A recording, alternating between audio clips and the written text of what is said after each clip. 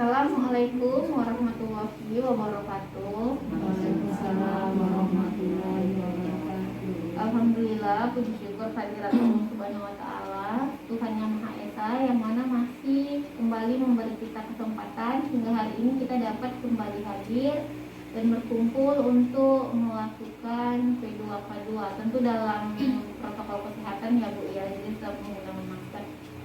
Nah, sebelumnya terima kasih banyak atas kehadiran dan partisipasi ibu-ibu karena masih tetap rajin untuk mengikuti pertemuan kita. Ibu-ibu apa kabar? Alhamdulillah sehat. Mudah-mudahan tetap sehat terus ya Bu ya. Nah jadi materi kita hari ini melanjutkan materi kemarin ya Bu, perlindungan anak. Kemarin kan kita udah bahas kekerasan pada anak. Nah sekarang kita bahas penelantaran pada anak. Kayaknya ibu-ibu pada ngantuk nih, kita ice breaking dulu yuk untuk mencairkan suasana dan memberi semangat. Yuk ibu-ibu.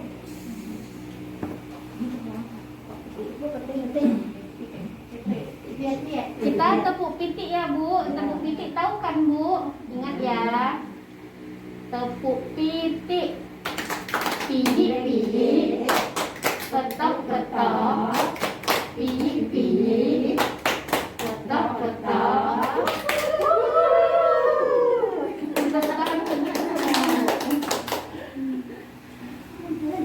Nah Bu, di sini itu bahas kita penelantaran. Nah, menurut ibu-ibu atau ibu-ibu, pernah nggak ibu-ibu itu mengalami penelantaran anak atau melakukan penelantaran anak? Dan apa yang ibu-ibu ketahui tentang penelantaran anak? Kita diskusi dulu ya Bu ya. Artinya gitu Bu. Pokoknya apa yang ibu ketahui tentang penelantaran anak? Kita diskusi dulu nih. Tidak dipenuhinya kebutuhan anak atau kita tidak memenuhi kewajiban. Ya, kita tidak memenuhi kewajiban terhadap anak. Ya benar. Yang lain Bu? Membiarkan anak, benar. Yang lain lagi Bu? Meninggalkan anak. Meninggalkan anak. Ini meninggalkan anak dalam artian apa Bu? Nggak diopeni, iya benar. Nggak diperhatikan, benar. Nah jadi semuanya benar ya Bu. Jadi penelantaran anak itu adalah saat orang tua tidak memenuhi kewajiban dan tanggung jawabnya terhadap anak, baik itu kewajiban atau pemenuhan kebutuhan secara fisik, secara spiritual, dan secara mental. Terus kalau contoh-contoh penelantaran yang ibu ketahui itu gimana? Membiarkan anak di rumah waktu kita pergi kemana. Ya, membiarkan anak di rumah waktu kita pergi. Tapi dengan catatan tidak ada yang mengawasi ya Bu. Kalau ada yang mengawasi itu bukan penelantaran. Kurang kasih sayang terhadap anak itu sudah jelas.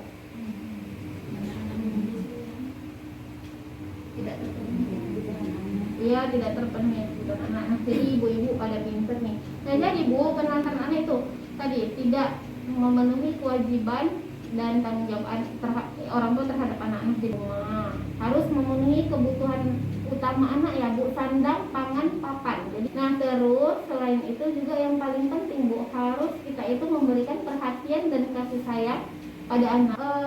Apa sih akibat dari penelantaran ini? Nah jadi kalau misalkan anak kita biarkan di rumah, nggak kita peduliin, nggak kita openin, kira-kira apa akibatnya?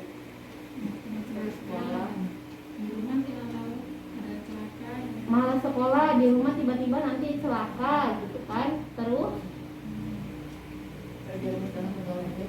terjerumus dalam pergaulan bebas itu udah pasti Bu. Nah itu juga, dan bisa terjadi eksploitasi anak oleh orang lain ya Bu ya. Nah itu tadi akibatnya putus sekolah, iya. Terus kurang gizi akibat tidak dipenuhi kebutuhan, iya. Terus celaka karena dibiarkan di rumah, iya. Bisa jadi kenapa? Karena kan mungkin dia entah bermain, dia nggak tahu itu bahaya atau tidaknya. Nah bisa jadi membuat dia justru menjadi celaka. Terus anak sulit bergaul atau bisa jadi dia terjerumus ke pergaulan bebas. Nah Bu, sekarang bagaimana sih cara kita untuk mencegah penelantaran anak? Ya, memberikan kasih sayang yang cukup, bahkan lebih ya terhadap anak. Selanjutnya Bu, memenuhi kebutuhan anak, peduli terhadap anak. Lagi Bu, mendidik anak tentang apa yang boleh dan apa yang tidak boleh, atau apa yang baik dan mana yang tidak baik. Terus Bu, meluangkan waktu bermain bersama anak. Nah, dan jika kita harus terpaksa pergi, titipkan anak pada orang yang benar-benar kita kenal atau pada keluarga sendiri. Nah, itu untuk penelantaran anak ya Bu. Dan jadi penelantaran itu berkaitan dengan eksploitasi anak Bu. Nah, eksploitasi anak itu apa? Nah, eksploitasi anak adalah pemanfaatan anak untuk memperoleh keuntungan. Nah, kira-kira memanfaatkan anak untuk memperoleh keuntungan itu contohnya apa Bu? Membiarkan anak mengemis. Ya, benar. Membiarkan anak bekerja ya Bu, bukan anak bekerja atas kemampuan sendiri. Membiarkan anak bekerja. Selain itu Bu, menukar anak dengan satu perjanjian. ya, menukar anak dengan suatu perjanjian. Nah, terus memanfaatkan kepolosan anak. Nah, memanfaatkan kepolosan anak itu membiarkan anak atau kita sengaja menikahkan anak di bawah usia 18 tahun demi kepentingan bayar hutang. Nah, ini ada video singkat sebentar Bu tentang eksploitasi anak. Kita lihat ya sebelum kita lanjut.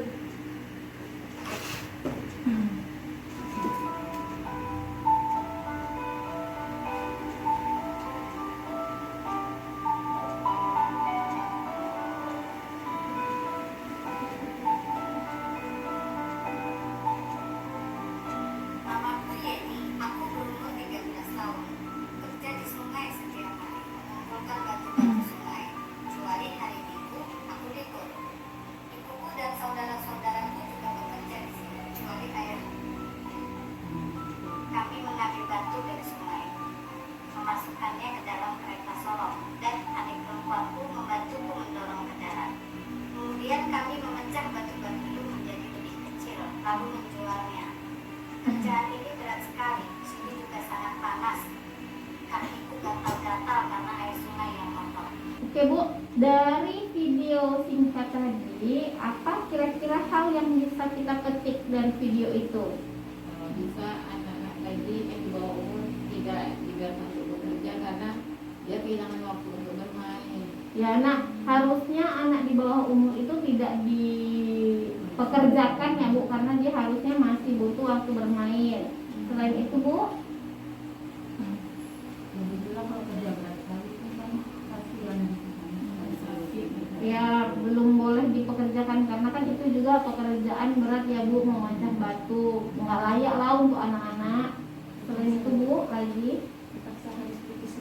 terpaksa harus putus sekolah. Nah, jadi tadi di video ini ada dua anak ya Bu. Anak yang pertama itu dia memang bekerja dia terpaksa harus putus sekolah sampai dia itu bilang pekerjaan ini berat, saya capek gitu kan. Nah, mungkin dia berpikir aku capek, aku harusnya kan masih sekolah, masih main-main, kenapa aku harus bekerja. Nah, itu juga termasuk eksploitasi Bu. Nah, yang kedua, si anak ini ibunya mohon maaf lumpuh gitu kan. Nah, jadi dia bekerja membantu anaknya. Kasusnya sama-sama putus sekolah ya Bu, sama-sama putus sekolah. Nah, tapi si anak yang kedua ini saya terpaksa putus sekolah, tapi saya masih mau sekolah. Tapi kami itu sangat miskin, makanya saya harus bantu bapak.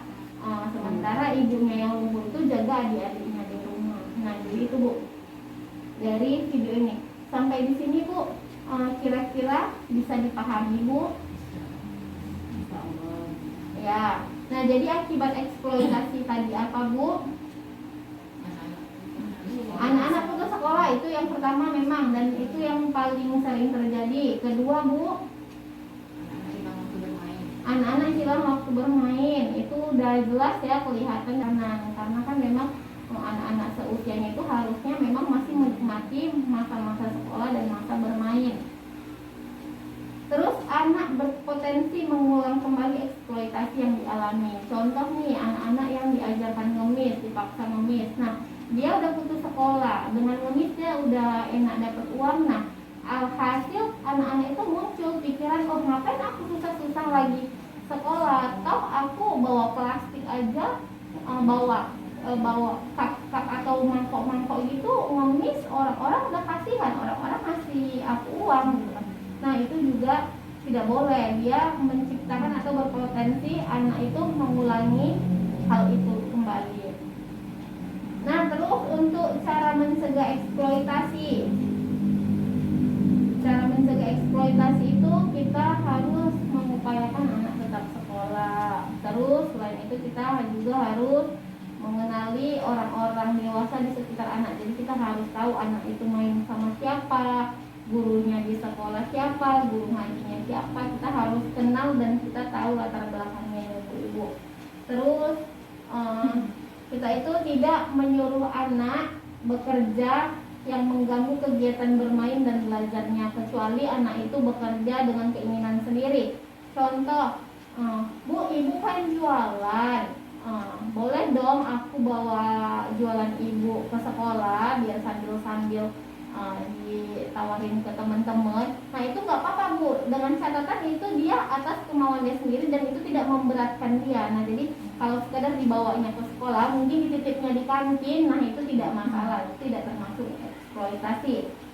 Terus juga tidak membiarkan anak bermain dengan HP atau internet tanpa batas. Nah, kadang anak-anak ini udah kesuran dia main handphone, lihat internet, lihat main game. Nah, itu juga bisa menyebabkan eksploitasi anak. Misalnya ini kenal-kenalan dari Facebook, dari mana gitu kan. Nah, janjian ketemuan di mana, tahu-tahu dibawa pergi, nah dilakukan perdagangan anak atau segala macam. Nah, itu juga kita cara mencegah eksploitasi anak ya Bu. Terus kita juga penting Bu membuat itu identitas anak seperti akta kelahiran, terus memasukkan anak ke dalam KK supaya apa? Karena itu bukti identitas sah anak. Jadi kalau kedepannya ada apa-apa sama anak, kita gampang urusnya, dan itu juga mencegah terjadinya pernikahan di bawah usia 18 tahun. Sampai di sini ibu-ibu kira-kira ada pertanyaan? Anak ngemis itu kalau dia nggak punya orang tua, Nah, kalau anak-anak mengemis dia tidak punya orang tua, yang jadi pertanyaan, anak ini tinggal sama siapa Bu? panti asuhan. Nah, kalau di panti asuhan dia tidak akan mungkin dieksploitasi, tidak akan mungkin dia disuruh ngemis, kecuali dia tinggal sama saudaranya. Karena kalau di panti asuhan itu biasakan dia pendidikannya lebih kuat kan. Nah, mungkin dia kalau misalkan dia tinggal sama saudaranya, karena oh kau kan udah gak ada mamamu ya cari uang, nah itu udah jelas eksploitasi ya Bu. Nah, bagaimanapun ceritanya kalau anak mengemis itu udah eksploitasi anak. Ada lagi Bu? Tadi kan dijelaskan kalau gadget banget itu bisa membuat eksploitasi anak. Jadi cara kita sebagai orang tua kayak mana Bu biar anak tadi nggak terlalu maunya HP. Ya, kita boleh anak main HP itu boleh, dengan catatan kita harus awasi Bu. Misalnya penggunaan HP itu untuk mendukung kegiatan belajar, contoh bantu dia ngerjain PR nih, gimana sih cara mengerjakan soal ini gitu kan, dia cari dari internet. Nah, itu boleh. Tapi kalau untuk penggunaan media sosial sebisa mungkin dikurangin, karena ini kan lagi memang banyak-banyaknya ya Bu, perdagangan anak, perdagangan wanita, mohon maaf. Nah, jadi cara kita mengatasinya supaya anak tidak terlalu candu dengan handphone itu tadi, kita sebagai orang tua harus mengawasi anak. Jadi membiarkan anak bermain HP memang sesuai dengan kegunaannya, kebutuhannya kan. Kalau untuk main game, untuk segala macam itu anak dilarang. Ada lagi Bu? Anak yang berkecanduan itu. Ya, kalau bisa makanya sejak dini Bu, jangan dikasih anak itu bermain handphone. Jadi gini, untuk kita mendekatkan diri sama anak, untuk mencegah anak bermain gadget itu sebenarnya banyak. Kita nggak harus beli mainan mahal. Kita bisa ajak anak main-main aja sesering mungkin, cerita-cerita, sharing, diskusi, atau ceritakan gimana kegiatan di sekolah tadi gitu kan, gimana PR-nya. Nah, itu juga bisa mencegah anak candu sama gadget gitu kan, atau memang dan sama sekali jangan dikasih gadget gitu Bu. Kalaupun misalnya memang dia perlu, ya udah pinjamkan gadget kita, diawasi. Ada lagi Bu? Ada ya? Oke, berarti ibu-ibu semua udah paham ya? Oke, baiklah sampai di sini pertemuan kita ibu-ibu. Semoga membawa berkah dan manfaat untuk kita semua. Semoga kita selalu dalam lindungan Allah Subhanahu Wa Taala, tetap sehat, kuat, bermanfaat juga ya Bu buat orang banyak. Semoga Allah selalu menambahkan rezeki kita. Amin. Mohon maaf bila ada salah-salah kata.